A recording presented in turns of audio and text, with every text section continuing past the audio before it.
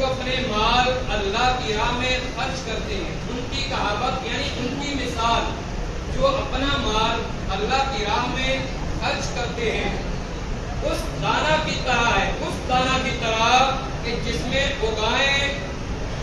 اگائیں ساتھ والے ہر بال میں 100 دانے، اور اللہ اس سے بھی زیادہ بڑھائے جس کے لیے چاہے، اور اللہ وسعت والا ہے۔ عزیزان محترم، اس آیت کریمہ کا مطلب یہ ہے کہ اللہ تبارک و تعالیٰ کی راہ میں اگر ہم خرچ کریں گے 7 روپے تو ملے گا 100 روپے۔ جتنا زیادہ خرچہ کریں گے اتنا اللہ تبارک و تعالیٰ ہمارے رزق میں اضافہ فرمائے گا۔ ایک حدیث سنیں، بخاری اور مسلم دونوں کی ایک متفق علیہ حدیث ہے۔ حضرت ابو ہریرہ رضی اللہ عنہ سے روایت ہے کہ ہمارے اور آپ کے نبی جناب محمد رسول اللہ صلی اللہ تعالی علیہ وسلم نے ارشاد فرمایا کہ اگر میرے پاس بہت پہاڑ کے برابر اگر سونا ہوتا، حضور فرما رہے ہیں کہ اگر بہت پہاڑ جو ہے اگر اس کے برابر بھی اگر میرے پاس سونا ہوتا تو 3 راتیں گزر نہ پاتی کہ ان پورے سونا اور چاندی کو میں اللہ کی راہ میں خرچ کر دیتا غریبوں کا۔ عزیزان محترم، تو اس روایت سے میں یہ سمجھ میں آیا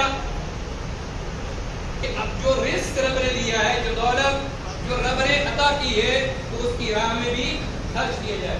جیسا کہ اس نے خود ہی قرآن کے اندر کہا ہے کہ جو رزق میں نے تمہیں دیا ہے اس سے میری راہ میں خرچ کرو۔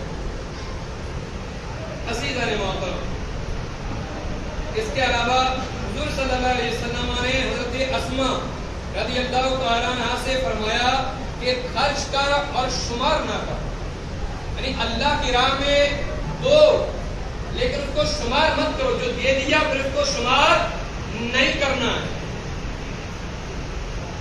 کہ خرچ کر اور شمار نہ کر، اللہ تعالیٰ شمار کر دے گا۔ تو شمار مت کر، تو دے چکا اب تو بھول جا، اب شمار بولے رب تعالیٰ کر دے گا۔ اور پھر مصطفیٰ نے فرمایا اور بند نہ کر کہ اللہ تعالیٰ تجھ پر بھی بند کر دے گا، یعنی اگر اللہ کے راستے میں تو نے دینا بند کر دیا، ادھر تو دینا بند کر دے گا، ادھر اللہ تعالیٰ تیرا رزق بند کر دے گا۔ اور بند نہ کر کے اللہ تعالیٰ تجھ پر بھی بند کر دے گا۔ کچھ دے جو تیری طاقت ہو۔ اب طاقت ہے 2 روپے کی، اب ہم دے رہے ہیں 10 روپے، تو اتنا بھی نہ ہونا چاہیے۔ اگر طاقت 2 روپے کی ہے تو 2 پیسہ دے دو اس کی راہ۔ 100 روپے کی طاقت ہے، 2 روپے 5 روپے دے دو اس کی راہ۔ لیکن اللہ کی راہ میں ضرور بھی ضرور ہمیں خرچ کرنا چاہیے۔ عزیزان محترم، اس کے علاوہ آپ ایک روایت اور دیکھ لیں، الترغیب والترہیب کی یہ روایت ہے۔ اس کے علاوہ مشکات کے اندر بھی یہ روایت موجود ہے۔ حضرت رزین رضی اللہ تعالیٰ نے حضرت علی سے روایت کی کہ پیارے آقا صلی اللہ علیہ وسلم نے فرمایا صدقہ دینے میں جلدی کرو، جو صدقہ ہے اس کو دینے میں جلدی کرو کہ بلا صدقہ کو نہیں پھیلانتی، یعنی اگر ہم صدقہ دیں گے تو مصیبتیں ہمیں گھیر نہیں پائیں گی۔ ادھر صدقہ دیا، ادھر مصیبتیں دور ہوتی ہوئی نظر آئیں۔ ایک دوسری روایت میں بھی ہے کہ مصطفیٰ کریم صلی اللہ علیہ وسلم نے ارشاد فرمایا کہ صدقہ ایک بڑی بڑی مصیبتوں کو ٹال دیتا ہے، بڑی بڑی پریشانیوں کو ٹال دیتا ہے۔ کیا؟ صدقہ۔ جیسا کہ پچھلے سال بھی میں نے کہا تھا، اگر آپ کو ذہن میں ہو کہ کبھی ہم جیسے روڈ پہ جاتے ہیں، تھوڑا سا ایکسیڈنٹ ہونے ہوتا ہے، بچ جاتے، یا تھوڑی بہت چوٹ ہو جاتی ہے، یا ایک دم نہیں آ پاتی، یا کوئی چھت سے گرنے والا ہوتا ہے وہ بچ جاتا ہے، تو ہم یہی سوچتے ہیں پتہ نہیں کس کی نیکی کام آئی، کون سے وقت نیکی کری وہ کام آ گئی۔ یہی وہ صدقہ ہوتا ہے جو ہمارے راستے میں حفاظت بن کے آ جاتا ہے۔ تو صدقہ میں ہمیں سستی کاہلی ہرگز نہیں کرنا۔ عزیزان محترم، اس کے علاوہ جامع ترمذی کی روایت ہے، اس کے علاوہ یہ روایت صحیح ابن حبان کے اندر بھی موجود ہے۔ حضرت انس رضی اللہ عنہ سے روایت ہے کہ نبی پاک نے فرمایا صدقہ اللہ تعالیٰ کے غضب کو ٹال دیتا ہے، اور بری موت، صدقہ اللہ تعالیٰ کے غضب کو ٹھنڈا کر دیتا ہے اور بری موت کو کیا صدقہ. اچھا پیچھے آواز آ رہی ہے, پہنچ رہی ہے آواز. اس کے علاوہ ایک اور روایت دیکھ رہے ہیں, جامع ترمذی کی روایت ہے, اس کے علاوہ مشکات کے اندر بھی ملتی ہے. حضرت انس سے روایت ہے, نبی پاک صلی اللہ علیہ وسلم نے ارشاد فرمایا کہ جب اللہ تعالیٰ نے زمین کو پیدا کیا, تو جب زمین پیدا کی تو جب زمین نے ہلنا شروع کیا, اور جب زمین نے ہلنا شروع کر دیا تو اللہ تبارک و تعالیٰ نے پہاڑوں کو پیدا کیا, اور جب رب نے پہاڑ پیدا کیے تو اللہ تعالیٰ نے زمین پہ وہ پہاڑوں کو رکھ دیا. جب پہاڑ کو زمین پر رکھا تو زمین نے ہلنا بند کر دیا. پہلے ہل رہی تھی لیکن اب بند ہو گئی تھی. تو فرشتوں کو بہت زیادہ تعجب ہوا. تو فرشتوں نے اللہ کی بارگاہ میں دعا کری, پروردگار ان پہاڑوں سے زیادہ کوئی سخت چیز ہے؟ تب رب تبارک و تعالیٰ نے فرمایا ہاں فرشتوں, پہاڑوں سے زیادہ سخت اور مضبوط چیز ہے. تو فرشتوں نے عرض کیا کہ اے اللہ پہاڑوں سے زیادہ کون سی چیز سخت ہے؟ تو رب نے ارشاد فرمایا کہ لوہا یہ پہاڑوں سے زیادہ سخت ہے. تب اللہ تبارک و تعالیٰ سے پھر فرشتوں نے عرض کیا کہ مولا لوہا سخت ہے, تو اللہ کوئی چیز ایسی بھی ہے جو لوہے سے بھی سخت ہو؟ تو اللہ نے فرمایا ہاں فرشتوں, لوہے سے زیادہ خطرناک چیز آگ ہے.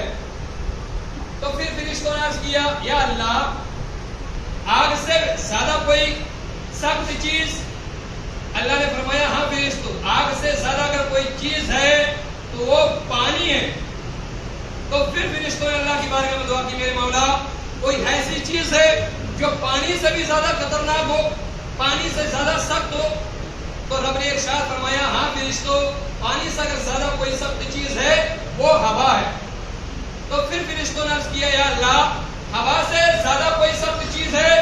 تو اللہ نے فرمایا ہاں میرے بندو, ہاں میرے فرشتوں, ہوا سے زیادہ سخت چیز یہ ہے کہ آدم کی اولاد اگر اپنے دائیں ہاتھ سے صدقہ کرے اور بائیں کو خبر نہ ہو, یہ ہوا سے زیادہ سخت ہے. عزیز عالموں, تو اس سے ہم اندازہ صاف طور پر لگا سکتے ہیں کہ صدقہ یہ کتنی عظیم چیز ہو. صدقہ ہمیں ادا کرنا چاہیے. یہاں جب تک میرا خیال ہے زیادہ تر موجود ہی ہیں محلے کے. آپ کو سبھاش چندر کا ڈیٹا میں آپ کو بتاتا ہوں جو میرے مطابق ہے, کسی اور کے نہیں, میرے اپنے مطابق ہے. تو شاید زکات تو 1% لوگ نکالتے ہوں گے, 1%, یہ میرا ڈیٹا خود کا. زکات 1% لوگ نکالتے ہوں گے, 1%. اور صدقہ فطر زیادہ سے زیادہ 20 سے 25% لوگ صدقہ نکالتے ہیں, ورنہ آپ یہ سمجھو 70% لوگ 75% لوگ صدقہ بھی ادا نہیں کرتے. اور صدقہ فطر کا کیا معاملہ ہے؟ تو بولے کہ بھائی جب تک صدقہ فطر ادا نہیں کریں گے تو جو عبادتیں ہوتی ہیں, ریاستیں ہوتی ہیں, بندگی ہوتی ہے, وہ زمین اور آسمان کے درمیان معلق رہتی ہیں, لٹکی ہوئی ہوتی ہیں.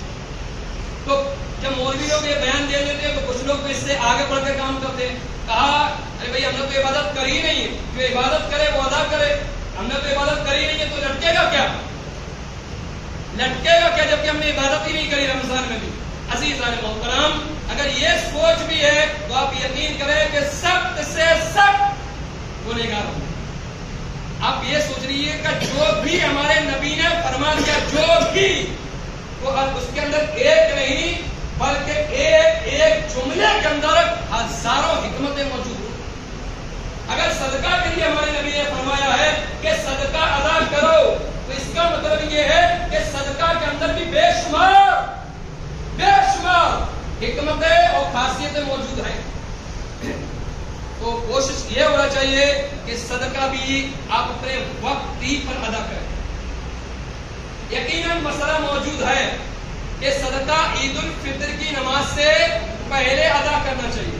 عید الفطر کی نماز سے پہلے ادا کر دیں, لیکن کوشش یہ ہونا چاہیے کہ جتنی جلدی ادا کر دے, جتنی جلدی اتنا فائدہ ہے, کیونکہ رمضان میں جتنی جلدی ادا کر دے گا اتنا زیادہ ثواب پائے گا. تو ہمیں صدقہ میں تاخیر ہرگز نہیں کرنا چاہیے. عزیز محترم, اس کے علاوہ بھی آپ روایت دیکھ رہے ہیں, حضرت معاذ رضی اللہ عنہ سے روایت ہے کہ پیارے آقا صلی اللہ علیہ وسلم نے فرمایا صدقہ گناہوں کو ایسے دور کر دیتا ہے جیسے پانی آپ کو بجھا دیتا ہے۔ یہ تمام حدیثیں روایتیں اس چیز پر دلالت کر رہی ہیں کہ صدقہ ایک بہت اہم چیز ہے جسے ہمیں ہر حال میں ہر صورت میں ادا کرنا ہے۔ عزیزان محترم، ایک چیز آپ اور دیکھ لیں، صدقہ آدمی کی عمر کو بڑھاتا ہے، صدقہ آدمی کی عمر کو بڑھاتا ہے۔ اب آپ کہیں گے بھائی عمر تو مقرر ہے، عمر مقرر ہے بھائی، قرآن میں کلو نفس ذائقۃ الموت، ہر جاندار کو موت کا مزہ چکھنا ہے، ہر جاندار، کوئی بھی جاندار ہو، جان موجود ہے، موت کا مزہ چکھنا ہے، لیکن موت کب آئے گی؟ وقت مقررہ پر، وقت مقررہ پر موت آ جائے گی، اس میں نہ ادھر ہوگا نہ ادھر ہوگا، لیکن یقیناً صدقہ وہ چیز ہے جو موت کو بھی ٹال دیتی ہے۔ صدقہ وہ چیز ہے، یہ حدیث ہے کہ جو موت کو ٹال دیتی ہے، اور صدقہ وہ چیز ہے جو زندگی میں برکت نہیں پیدا کرتی۔ صدقہ وہ چیز ہے جو انسان کے اندر نورانیت پیدا کرتی ہے۔ صدقہ وہ چیز ہے جو انسان کے اندر جو بیماریاں ہیں انہیں ختم کرتی ہے۔ صدقہ وہ چیز ہے جو انسان کو دن بدن نکھارتی ہوئی جاتی ہے۔ صدقہ بہت عظیم چیز ہے جسے ہر حال میں ہر صورت میں ادا